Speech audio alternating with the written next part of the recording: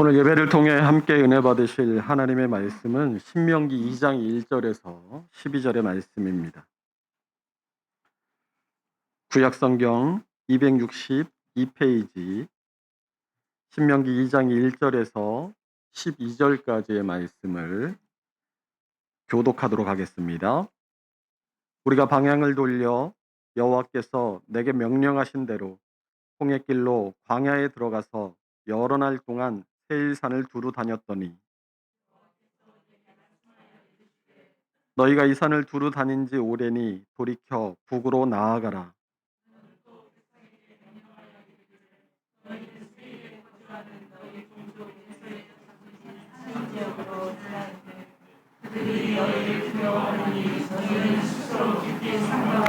그들과 다투지 말라. 그들의 땅은 한 발자국도 너희에게 주지 아니하리니 이는 내가 세일 산을 에서에게 기업으로 주었음이라.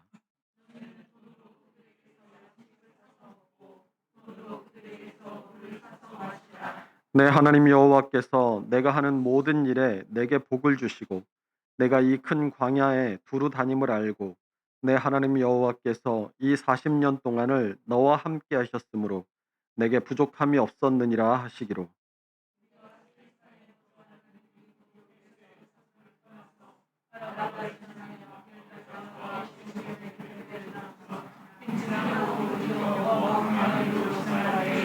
여호와께서 내게 이르시되 모압을 괴롭히지 말라. 그와 싸우지도 말라.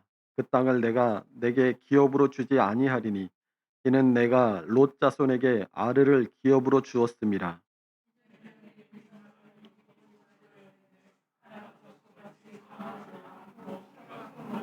그들을 아낙 자손과 같이 르바임이라 불렀으나 모압 사람은 그들을 에밈이라 불렀으며 호리 사람도 세일에 거주하였는데 에서의 자손이 그들을 멸하고 그 땅에 거주하였으니 이스라엘이 여호와께서 주신 기업의 땅에서 행한 것과 같았느니라. 아멘. 오늘 설교의 제목은 은혜 받을 만한 때입니다. 우리는 지난주에 이 신명기 1장을 통해서 가데스 바네아에서 일어난 이스라엘 백성들의 반역 사건을 살펴보았습니다. 이 일로 하나님은 진노하셨고 이스라엘 백성들은 가나안 땅에 들어갈 수 없을 것이라는 선고를 받았습니다.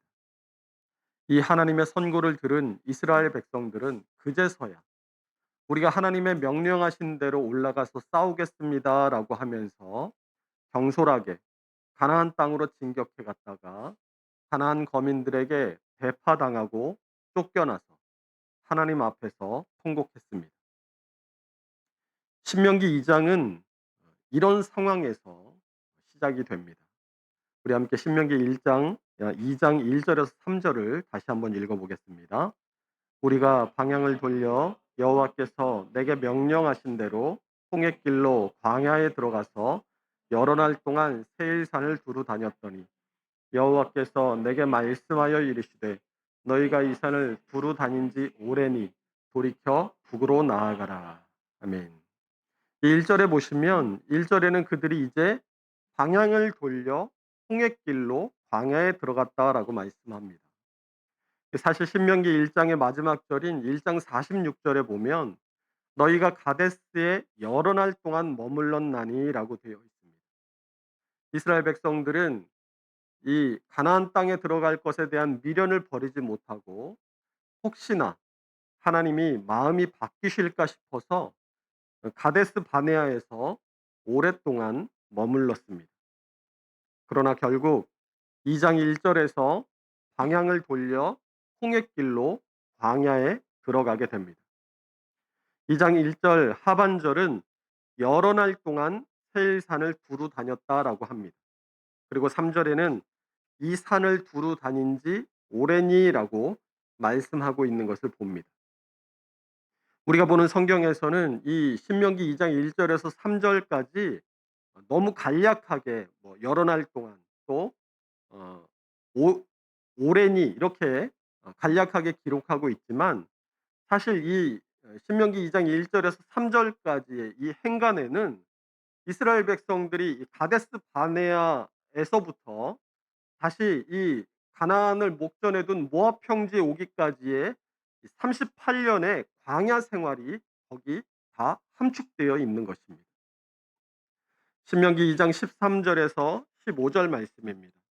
이제 너희는 일어나서 세렛 시내를 건너가라 하시기로 우리가 세렛 시내를 건넜으니 가데스 바네아에서 떠나 세렛 시내를 건너기까지 38년 동안이라. 이때에는 그 시대의 모든 군인들이 여호와께서 그들에게 맹세하신 대로 진영 중에서 다 멸망하였나니 여호와께서 손으로 그들을 치사 진영 중에서 멸하신 고로 마침내는 다 멸망되었느니라. 이 신명기 2장 13절에서 15절의 말씀처럼 이스라엘 백성들은 가데스 바네아에서 방향을 바꿔 광야에 들어간 지 38년 만에 그 시대의 군인들이 다 멸망하고 나서야 다시 가나안을 향해 북쪽으로 방향을 잡을 수 있게 된 것입니다.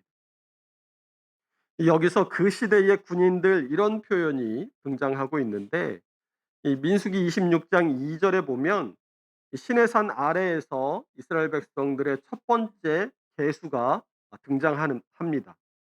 거기 보면 이스라엘 자손의 총 회중의 총수를 그들의 조상의 가문을 따라 조사하되 이스라엘 중에 20세 이상으로 능히 전쟁에 나갈 만한 모든 자를 계수하라 하시니 이렇게 되어 있어요. 이렇게 이스라엘 백성들은 전쟁에 나아갈 수 있는 군인 그 연령을 계산할 때 20세 이상의 남자를 군인으로 계수했습니다. 그러니까 그 시대의 모든 군인들이 다 멸망했다라는 이 말은 가데스 바네아에서의 반역 사건 당시 20세 이상의 출애굽 1세대들이 다 죽고 나서라는 말이 되는 것입니다. 광야 38년 동안 출애굽 1세대의 사람들이 광야에서 다 쓰러져 죽고 이제 출애굽 2세대들만이 남아 있습니다. 이때 하나님께로부터 주어진 명령이 너희가 이 산을 두루 다닌 지 오래니 돌이켜 북으로 나아가라라는 것이었습니다. 가나안 땅으로 이렇게 다시 방향을 잡은 후에 다시 한번 하나님의 명령이 주어집니다. 그 명령은 에서의 자손인 에돔 족속과 롯의 자손인 모압 족속에 대한 것이었습니다. 한마디로 말하면 에돔과 모압 그들과 다투지 말고 그들을 조용히 지나쳐 가나안 땅으로 가라라는 것이었습니다. 이유가 뭐겠습니까? 가나안 정복 전쟁이 이제 앞에 있으니까 이 쓸데없는 데다가 힘을 낭비하지 말라거나 아니면 하나님이 약속하신 땅은 에돔 족속이 거주하던 세일 산이나 또 모압 족속이 거주하던 모압 평야가 아니라 가나안 땅이니까 하나님이 약속한 땅 외에는 건들지 말고 이런 뜻이 아니었습니다. 엄밀히 따지면 이 르우벤과 갓과 므낫세의 절반의 지파가 차지한 이 요단강의 동편도 가나안 땅의 경계 밖에 있는 땅들입니다. 우리가 신명기 2장을 살펴보고 있는데 이 신명기 2장에서 에돔과 모압의 땅을 지나서 바로 등장하는 내용이 신명기 2장의 후반부와 3장까지의 헤스본 왕과 바산옥을 쳐서 멸하고 그들이 차지하고 있던 요단의 동쪽 땅을 정복한 사건입니다. 이처럼 에돔과 모압을 조용히 지나가라라는 이 하나님의 명령이 평범한 것처럼 보이지만 사실은 이 에돔과 모압에 대한 명령은 굉장히 예외적인 상황이라는 것을 알아야 합니다. 신명기 20장은 이스라엘이 가나안과 그 주변의 족속들을 정복할 때 어떻게 해야 하는가에 대한 명령이 기록되어 있습니다. 그 가운데 신명기 20장 16절에 보면 오직 내 하나님 여호와께서 내게 기업으로 주시는 이 민족들의 성읍에서는 호흡 있는 자를 하나도 살리지 말지니 이렇게 되어 있습니다. 가나안 땅에 들어가면 그 땅에 있는 모든 것들을 다 진멸하라라는 것입니다. 그 이유에 대해서 신명기 20장 18절이 말씀합니다. 함께 읽어보겠습니다. 이는 그들이 그 신들에게 행하는 모든 가증한 일을 너희에게 가르쳐 본받게 하여 너희가 너희의 하나님 여호와께 범죄하게 할까 함이니라. 아멘. 그러니까 이 가나안 땅에 들어가면 그 땅의 원주민에 대해서는 남김없이 없앨 것을 명령하신 것이죠. 그리고 이 신명기 20장 앞쪽에 보면 10 절에서 15 절에 이스라엘 백성들이 차지한 이 가나안 땅에서 좀 떨어진 민족들, 떨어진 성읍들에 대해서는 그럼 어떻게 해야 할 것인가 하는 것을 또 기록하고 있습니다. 우리 10 절부터 15 절을 함께 읽어 보겠습니다. 내가 어떤 성읍으로 나아가서 치려할 때에는 그 성읍에 먼저 화평을 선언하라. 그 성읍이 만일 화평하기로 회답하고 너를 향하여 성문을 열거든 그 모든 주민에게 내게 조공을 바치고 너를 섬기게 할 것이요. 만일 너와 화평하기를 거부하고 너는 그 성읍을 에워쌀 것이며 내 하나님 여호와께서 그 성읍을 내 손에 넘기시거든 너는 칼날로 그 안에 남자를 다 쳐 죽이고 너는 오직 여자들과 유아들과 가축들과 성읍 가운데 있는 모든 것을 너를 위하여 탈취물로 삼을 것이며 너는 내 하나님 여호와께서 내게 주신 적군에게서 빼앗은 것을 먹을지니라. 내가 내게서 멀리 떠난 성읍들 곧 이 민족들에게 속하지 아니한 성읍들에게는 이와 같이 행하려니와. 아멘. 여기서 보면 이 가나안 땅, 그 가나안 땅의 바깥에 있는 성읍들에 대해서는 10 절에 보면 먼저 화친을 청하고 화친을 받아들이면 조공을 바치고 이스라엘을 섬기게 하고 12 절에 보면 만약 화친을 거절하게 되면 그 성읍들을 공격하고 13 절에 남자는 다 죽이고 여자와 아이들과 가축들과 재물은 탈취물로 삼아라 이렇게 명령하고 있습니다. 그런데 그러면 이 오늘 에돔 족속과 모압 족속에 대해서는 이 명령대로 하면 신명기 20 장의 명령대로 하면 어떻게 해야 되는 거예요? 화친을 청하고 화친을 받아들이면 조공을 바치라고 하고 화친을 받아들이지 않으면 성읍을 에워싸고 공격해서 그곳의 남자들을 다 죽이고 여자와 아이와 재물과 가축에 대해서 그것을 탈취물로 삼는 게 하나님의 명령이에요. 그런데 오늘 본문에 보면 이 에돔과 모압 족속에 대해서 하나님께서 다르게 명령하고 계시는 것을 봅니다. 하나님께서 뭐라고 하세요? 그들을 정복하지 말라고 명령하세요. 그뿐만이 아니라 오히려 그들에게서 공물을 받거나 그 나라들을 속국으로 삼는 게 아니라 너희에게는 절대로 그 땅을 기업으로 주지 않겠다라고 하시면서 그 족속들에게 겸손하게 지나갈 길을 허락받으라고 말씀하십니다. 더 나아가서 이 에돔 족속에 대한 명령의 말씀을 보면 돈으로 그들에게서 양식을 사서 먹으며 돈으로 그들에게서 물을 사서 마시라고까지 말씀하시는 것을 봅니다. 이 에돔과 모압에 대한 하나님의 처우가 다른 민족들과 완전히 달랐던 이유에 대해서 오늘 본문에 보면 신명기 2장 5절 끝에 이는 내가 세일 산을 에서에게 기업으로 주었음이라라고 되어 있습니다. 또 모압에 대해서는 2장 9절 끝에 이는 내가 롯 자손에게 이르기를 롯 자손에게 아르를 기업으로 주었음이라라고 되어 있는 것을 볼 수 있습니다. 그러니까 한마디로 이 에돔과 모압은 하나님께서 언약하신 민족이라는 거예요. 에돔은 이 야곱의 형인 에서의 후손들입니다. 창세기 25장 23절은 이삭의 아내인 리브가가 에서와 야곱을 잉태했을 때 하나님께서 예언하신 내용입니다. 창세기 25장 23절에 여호와께서 그들에게 이르시되 두 국민이 내 태중에 있구나. 두 민족이 내 복중에서부터 나누이리라.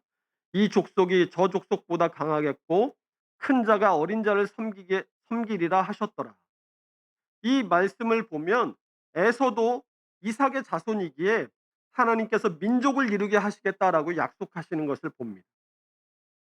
모압은 창세기 19장에 보면 소돔과 고모라의 멸망 때에 도망쳐 나온 아브라함의 조카였던 롯과 그 롯의 두 딸들에 의해서 이루어진 민족임을 알 수 있습니다. 그러니까 에돔과 모압은 원래는 하나님의 백성인 거예요.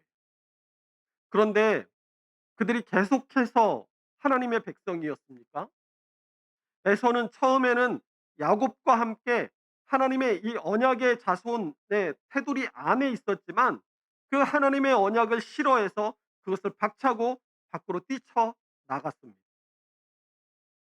히브리서 12장 15절에서 17절 말씀에는 에서를 예로 들면서 하나님의 은혜를 소중하게 여겨야 한다라는 것을 경고하는 내용이 등장합니다. 우리 히브리서 12장 15절에서 17절 말씀을 함께 읽어보겠습니다. 너희는 하나님의 은혜에 이르지 못하는 자가 없도록 하고 또 쓴 뿌리가 나서 괴롭게 하여 많은 사람이 이로 말미암아 더럽게 되지 않게 하며 음행하는 자와 혹 한 그릇 음식을 위하여 장자의 명분을 판 에서와 같이 망령된 자가 없도록 살피라. 너희가 아는 바와 같이 그가 그 후에 축복을 이어받으려고 눈물을 흘리며 구하되 버림바가 되어 회개할 기회를 얻지 못하였느니라. 여기서 보면 에서는 처음에는 하나님의 나라 안에 있었지만 하나님보다 정욕과 물욕을 더 사랑했고 그래서 하나님의 언약의 테두리를 뛰쳐나갔음을 알 수 있습니다. 이후에도 에서의 후손들의 삶은 별로 달라진 것이 없었어요. 에돔 족속은 하나님을 섬기는 자들이 아니었고 이스라엘에게 우호적이지도 않았습니다. 모압과 암몬 자손 역시 마찬가지입니다. 롯과 그 딸들의 자녀들인 모압과 암몬이 그 이후에 성경에 어떻게 되었는지 직접적으로 등장하지는 않지만 이스라엘 백성들이 광야를 지나서 가나안 땅으로 들어가려 할 때부터 그때 나타나게 되는 모압과 암몬의 모습을 보면 그들이 전혀 하나님을 섬기고 있지 않구나라는 것을 알 수 있게 됩니다. 민수기 22장 이하에 발람과 발락의 이야기가 등장합니다. 모압의 왕이었던 발락이 이방 선지자인 발람을 시켜서 이스라엘을 저주케 하려 한 사건에서 이 모압 족속이 이미 하나님이 아닌 딴 신들을 섬기고 있었고 또 이스라엘을 향해서 적개심을 가지고 있는 것을 봅니다. 즉, 이 에서의 후손인 에돔과 또 이 롯의 자손들인 모압 족속들은 그들의 조상들이 하나님의 자녀였을지는 몰라도 지금은 전혀 하나님과 상관없는 삶을 살고 있는 족속들이었다라는 것이죠. 그런데 하나님께서 그들에게 오늘 본문에서 어떻게 대하라고 하신다고요? 그들의 땅은 그들에게 하나님께서 기업으로 주신 것이기 때문에 그 땅을 정복하지는 말라고 하십니다. 이것을 우리가 신명기를 통해 하나님의 언약을 계속해서 살펴보고 있는데 이것을 언약의 관점에서 본다면 한마디로 홀로 그들과의 언약을 지키고 계시는 하나님이라고 할 수 있습니다. 원래 언약에 있어서의 권리, 그러니까 언약에 따라오는 축복은 언약의 의무를 충실하게 이행할 때라만 주어지는 것입니다. 그래서 이 언약의 당사자 가운데 어느 한쪽이라도 그 의무를 이행하지 않아서 언약이 파기되면 당연히 언약으로 인해서 주어지는 권리, 축복도 소멸되는 것이 당연한 것이죠.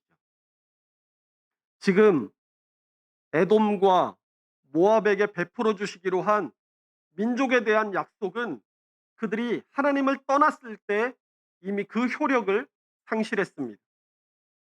그런데 언약의 관점에서 보면 그들을 향한 하나님의 마음이 뭐라고요? 하나님께서 지금 홀로 아직도 그 언약을 지켜가고 계시다는 거예요. 그들이 하나님을 버렸는데도 하나님께서 그 언약을 홀로 유지하고 계신 거예요. 왜 그러실까요?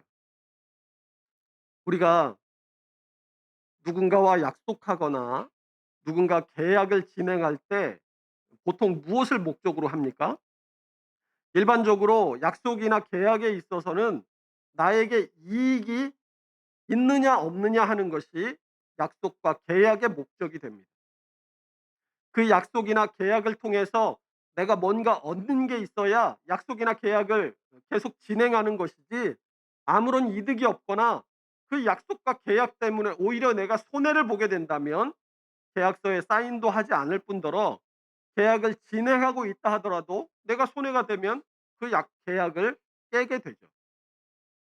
그런데 사람과 사람 사이의 이 계약은 이렇게 자기 이익이 계약의 목적이라면, 하나님과 인간 사이의 이 언약은 인간 사이의 계약처럼 단순히 자기의 이익만을 위해서 맺어지지 않는다는 것이 특징이에요.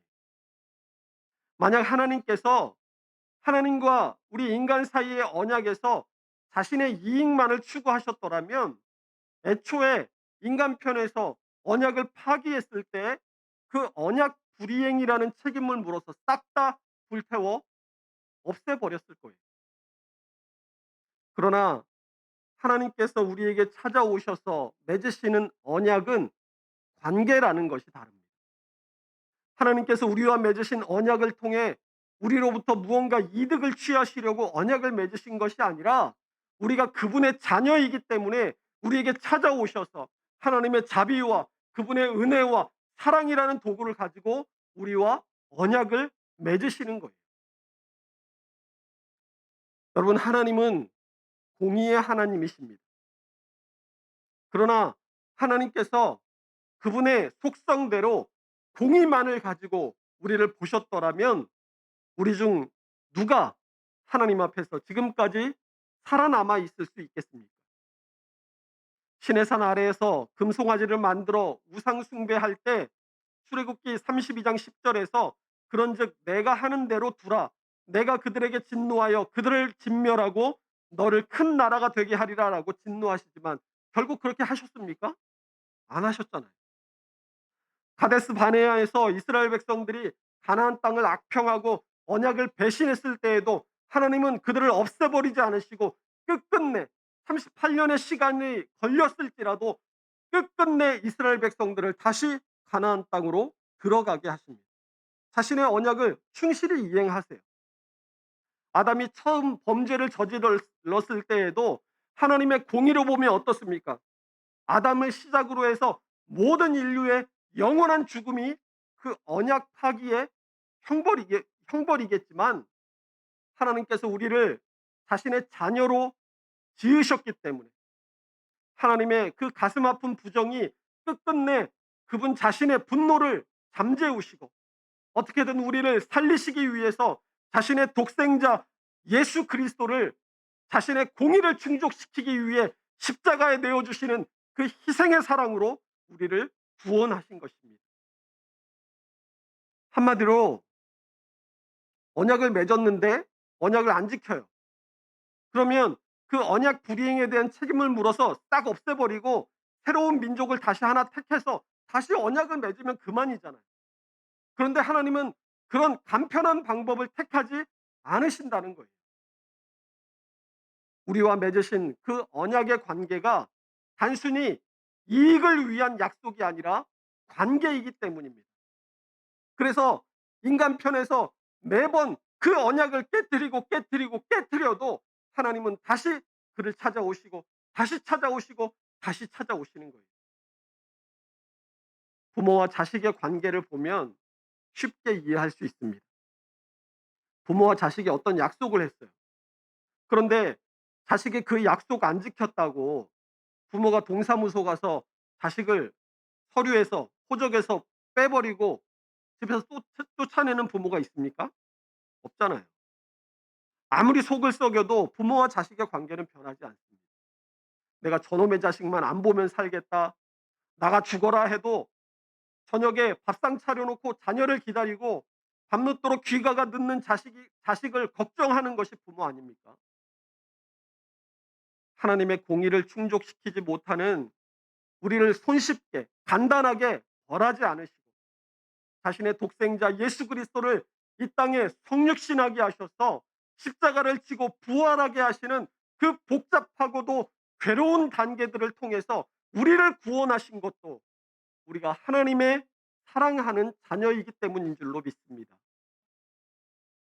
우리가 이것을 이해할 때 비로소 하나님께서 언약을 배반한 에돔과 모압 족속들을 왜 후대하라고 하셨는지가 이해가 됩니다. 하나님은 여전히 이들에게 기회를 주고 계신 것입니다. 회개의 기회, 다시 돌아올 기회, 다시 언약 안으로 하나님의 자녀로 회복될 수 있는 기회를 지금까지도 열어두고 기다리시는 거예요. 이처럼 하나님은 그분의 자녀들에게 돌아올 수 있는 기회, 유예 기간을 주십니다. 고린도서 6장 2절을 함께 읽어봅니다. 이르시되 내가 은혜 베풀 때에 너희에게 듣고 구원의 날에 너를 도왔다 하셨으니 보라 지금은 은혜 받을 만한 때요 보라 지금은 구원의 날이로다. 아멘.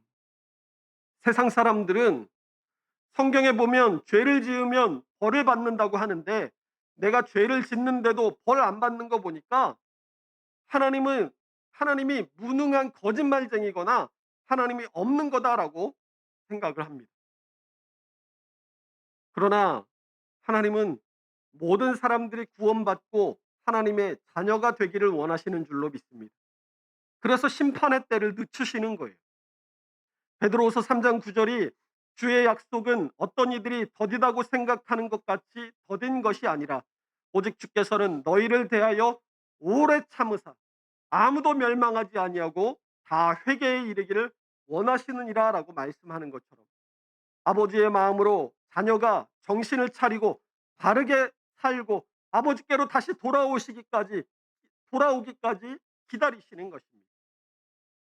세상 사람들이 그들의 마음껏 죄를 지을 수 있는 것은 하나님이 안 계셔서가 아니라 하나님이 그들이 돌아오도록 참고 계시기 때문임을 잊지 말아야 하는 거예요. 오늘 본문을 통해서 에돔과 모압이 돌아오기를 기다리시면서 언약을 홀로 지키고 계시는 하나님을 만나게 됩니다. 그러나 이 민수기와 신명기를 통해서 보면 에돔과 모압 족속이 이스라엘 백성들에게 어떻게 행했는지를 보게 돼요. 이들은 하나님께서 이제까지 참으시고 기다리시는 큰 은혜를 베푸셨음에도 이스라엘 백성들에게 악하게 행합니다. 민수기 20장 17절에서는 이 에돔 땅을 통과하려는 이스라엘 백성들이 함께 있습니다. 청하건대 우리에게 당신의 땅을 지나가게 하소서. 우리가 밭으로나 포도원으로 지나가지 아니하고 마시지 아니하고 왕의 큰 길로만 지나가고 당신의 지경에서 나가기까지 왼쪽이나 오른쪽으로 치우치지 아니하리이다. 이렇게 요청합니다. 그런데 에돔 왕은 이스라엘 백성들이 못 지나가게 할 뿐만 아니라 군대를 다 거느리고 나와서 이스라엘 백성들과 싸우려고 해요. 이스라엘 백성들은 할 수 없이 에돔과 싸우지 말라고 하니까 그 땅을 삥 돌아갈 수밖에 없었어요. 민수기 22장 그리고 25장에서는 모압 왕인 발락이 발람을 시켜서 이스라엘 백성들을 저주하게 하는 사건이 나오고 또 모압 여자들을 시켜서 이스라엘 백성들을 타락시킨 내용이 기록되어 있습니다. 뿐만 아니라 후에 이스라엘이 바벨론에 의해 멸망하고 포로로 많은 사람들이 끌려갈 때 그것을 즐거워했습니다.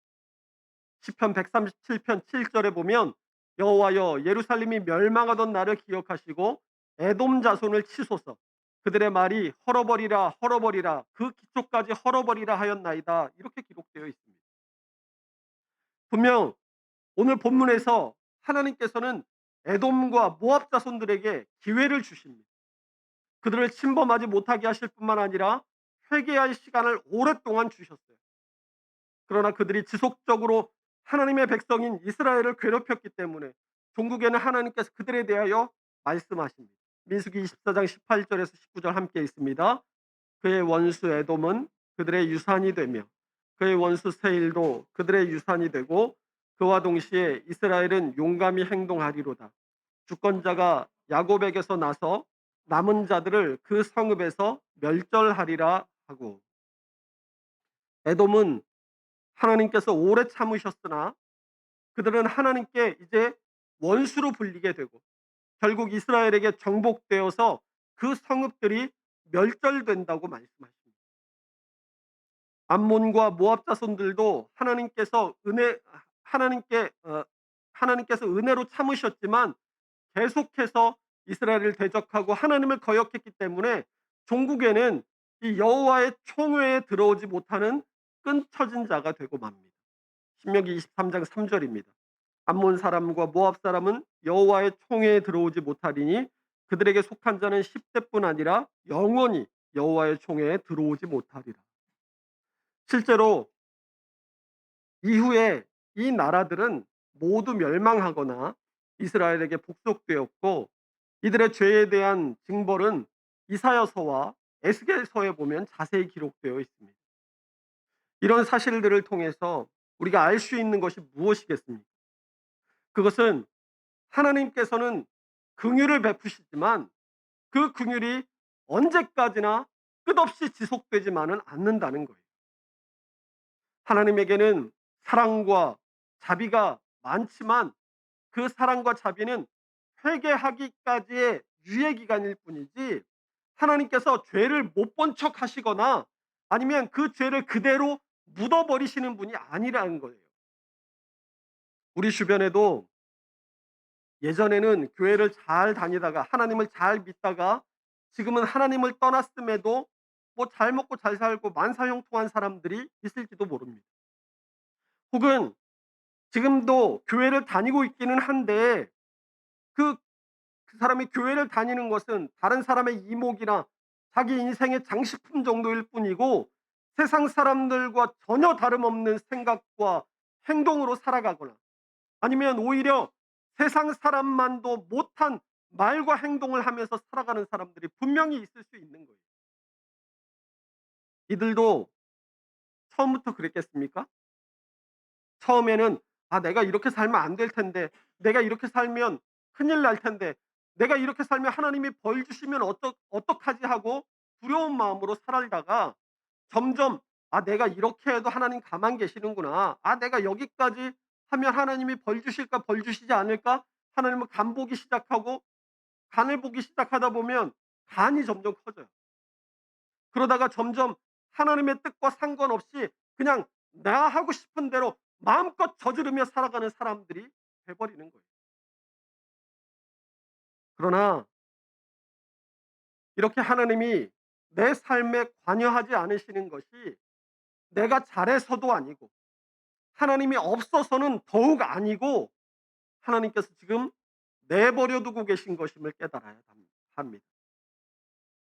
부모가 아이의 잘못이나 비행을 가만히 지켜보고 있는 것이 아이가 잘해서입니까? 아니죠. 지켜보다가도 선을 넘으면 그때까지 했던 모든 것들을 다 몰아서 맞는 날이 있습니다. 우리도 '아 하나님께서 지금 나를 지켜보고 계시는구나.' 하고 생각이 들 때 퍼뜩 내가 하던 일을 멈춰야 합니다. 손을 놔야 돼요. 그리고 돌이켜야 합니다. 그렇지 않으면 반드시 심판이 있습니다. 빌립보서 2장 12절 말씀이 우리 함께 읽어 보겠습니다. 그러므로 나의 사랑하는 자들아 너희가 나 있을 때뿐 아니라 더욱 나 없을 때에도 항상 복종하여 두렵고 떨림으로 너희 구원을 이루라.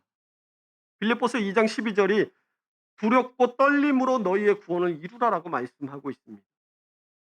우리에게 기회가 있을 때 하나님의 은혜의 해 구원의 날이 다 가기 전에 하나님의 언약 안으로 우리가 다시 돌이키는 것만이 하나님께서 우리에게 베푸시는 그 언약의 축복을 회복할 수 있는 유일한 길이라는 것을 잊지 마시고 두렵고 떨림으로 우리의 말과 생각과 행위가 내가 지금 하나님의 자녀로서 바르게 행하고 있는가를 항상 돌아볼 줄 알아서 하나님의 백성으로 매일을 하나님의 뜻에 합당하게 살아낼 수 있는 우리 모두가 될 수 있으시기를 주님의 이름으로 축원합니다. 기도하겠습니다.